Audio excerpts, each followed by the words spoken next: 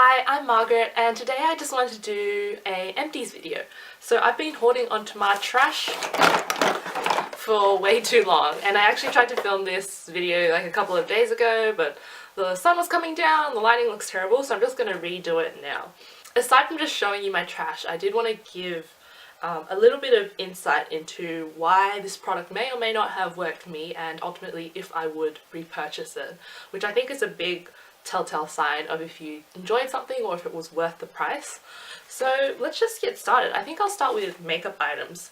I have 4 makeup items with me, and the first I'll just knock it out of the park is the L'Oreal Longwear Concealer, the Infallible Longwear Concealer. I think they've since discontinued this, but this was in my project pan and I had finished it up. And if you've watched that video, then you know I hate this. Stick concealers are notorious for doing this, but in particular this one was cakey looking on my skin, emphasized any dry texture, and yeah, I'm just very glad to have used it up. I don't have to look at it again, don't have to see it again in the shops or wherever, so this one, no. The next I have to show you is my Dior Lip Glow Color Reviver Balm, and so this is just the tinted lip balm, and just to give you a little bit of background, this is like a $50 lip balm here in Australia, and I know it's very expensive everywhere because it is Dior. I have the shade 001 Pink. So when this goes on your lips, it's a nice sheer wash of pink and it's super moisturizing and feels really good on the lips. It feels like almost like a hydrating lip treatment. I know this is going to be one of those items that are debatable for a lot of people. If you're willing to spend $50 on a lip balm, then this is a really nice, like, high-end, luxurious lip balm. I love lip products, and if anything, I'm going to spend my money on something like this where I know I'll actually use it up to the very end, rather than perhaps like a lipstick where I don't know if I'll ever end up finishing it. So I get all my money's worth out of something like this. It's all used up, but I don't know if you can tell, but I've actually dug through and used up all the lip balm in the actual center and down below, so you can definitely get some more product out of that if you don't want to waste it, especially if you're spending $50. I've actually repurchased this in this exact shade already and in the coral color. It came in a set. You can sort of tell my opinion that I do really enjoy this product, but I know it's not for everyone, but I've personally already repurchased it. The next item I want to show is the Urban Decay Eyeshadow Primer Potion, and this is actually the old version, so it doesn't come in the little doe foot applicator. That's how old this is. It comes in the little squeeze tube. It took me forever to get to this point. I technically haven't finished it, it's just that it came apart and broke. So the neck and the actual tube have sort of come apart, and there's now a big opening and air is getting into it. Because of the openings and the fact that the packaging is broken, it's dried out the product and it's making it look patchy. But I've used up like pretty much all of it, so I definitely have not wasted this product. But this is a great primer. I would 100% repurchase it again. I'm going to be doing that soon.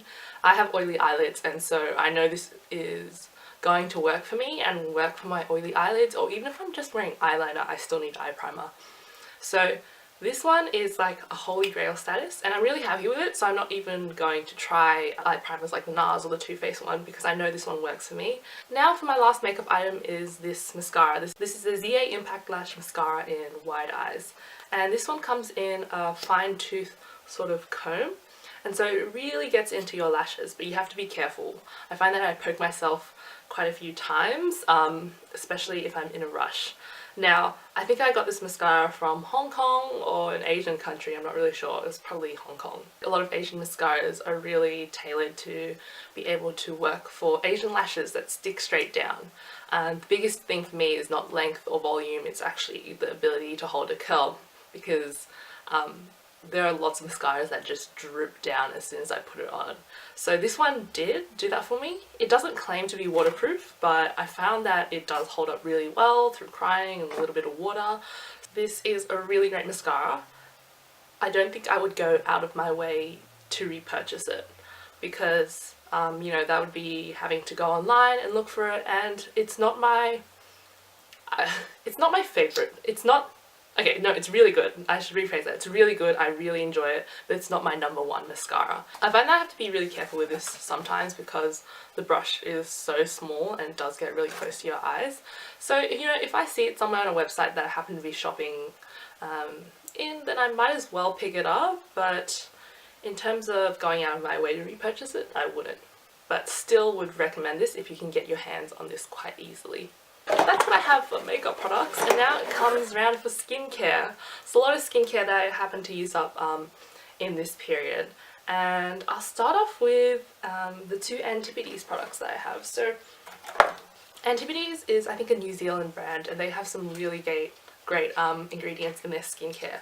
So the first one I want to show you is this Kiwi seed oil eye cream, and this one is used all the way up. This took me forever. I swear this took me like 2 years to finish up because you need such a little amount and you get so much. I think this eye cream is around like $40–50 maybe, but considering how long I've had this for, I think it's definitely worth the price.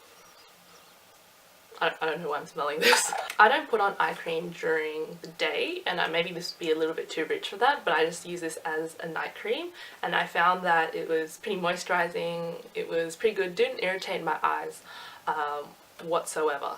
So if you are looking for an eye cream with some really great ingredients, I'd highly recommend checking this out. At the moment, I'm not going to repurchase this because I'm using up another eye cream, but in the future I think I will after I finish that particular one because it worked really well for me. It wasn't a miracle worker, it didn't lighten all my eye bags or anything like that, and I'd be more than happy to buy this again, even at full price, but I'm going to try look at it, I'm going to try and buy it at a Priceline sale. The next one I have here is the Antipodes Rejoice Light Day Cream, and I don't know if you can tell, but it just comes in this tube packaging and I've used the crap out of it. This is a moisturizer that I think that's targeted towards oily skin or acne prone skin. I don't use this in the day, however, I use this purely as a night cream. I find that it's a little bit too heavy for me in the day for someone who produces a lot of oils, and I don't like wearing it during the day. However, I felt that whatever they put in here is just really nice for acne prone skin and sensitive skin, and it's really moisturizing as well, which is why I've really enjoyed using this. In fact, I think this is probably like my 5th or 6th tube of this, so you can tell that I really like it if I keep going back to it. You can find this at Priceline, and it is a little bit pricier compared to all the other skincare brands that they stock, but if you can catch it on a sale, definitely give it a go if you're into more natural skincare. And I quickly want to talk about the Sierra Bees lip balm, and I got this one in a pack, and this one is the organic creme brulee lip balm. So you can get these off iHerb, and I just bought it on a whim. These were like $3 for like 8 lip balms or something crazy like that, and they've got some good ingredients, so like extra virgin olive oil, beeswax, flavor, sunflower seed oil, and vitamin E. And that's literally all that's in this lip balm. And if you're looking for a cheap lip balm, this is just a really nice one, and because it comes with so many, you can just chuck them into your handbag, your car, whatever. So I still have so many of these I need to use up, but I really do enjoy using these. And so would recommend this if you just happen to be on iHerb and you see this product. It's pretty good. Can recommend that they work really well, and they're really moisturizing and full of good ingredients. So that's a really good affordable lip balm option. As you can see, it's all the way used up. And the last 4 empties that I have are all from the same brand, and that's Ren Clean Skincare.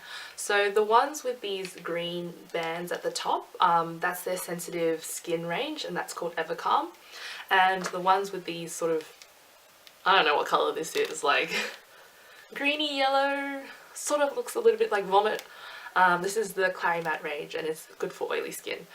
This brand you can purchase from Mecca, which is where I do. They have a range for dry skin as well as older skin and more mature skin.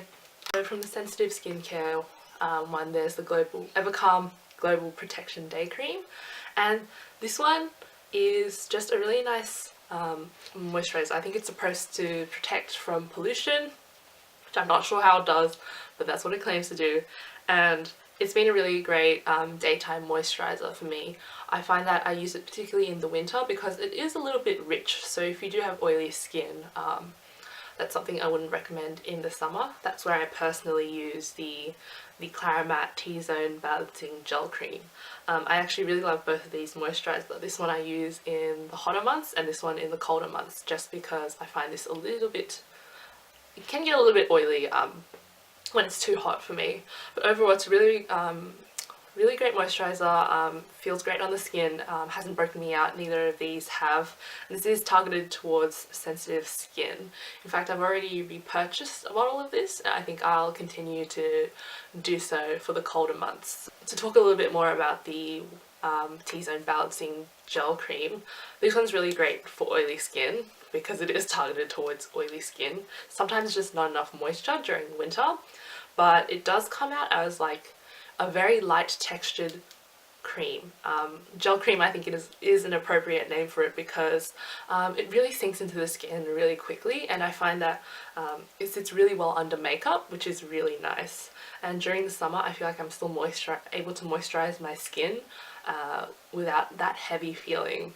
So I'm going to repurchase this when summer comes around because I do really enjoy that. Now for the other two products which I wasn't too fond of.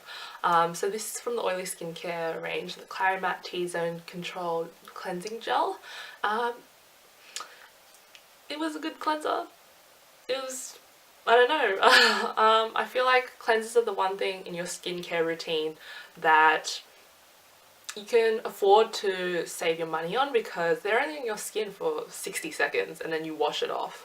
If you're going to spend your money on you know, high-end or more expensive skincare, then you might as well get a serum or a moisturizer, something that's actually going to be staying on your skin. And I found that it was a good cleanser. It did its job, but I personally wasn't wowed by it, which is why I wouldn't repurchase it, because I feel like I can get something for a cheaper price point and it would do the exact same thing. And I feel like most cleansers, as long as they don't dry out your skin too much, they tend to all work quite well and will do the job. I know this isn't too expensive. I think it's around $35 or $40, but you can get something for half the price at the drugstore. So good product. Would repurchase it again? Probably not. The next one I have here is from the sensitive skin range, and this is a serum. This is the Evercalm Anti-Redness Serum.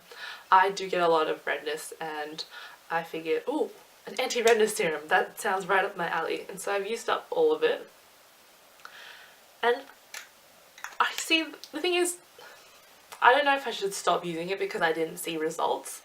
I felt like it didn't do much for my skin in terms of visible difference. I know this has lactic acid in it, so it did make my skin feel softer.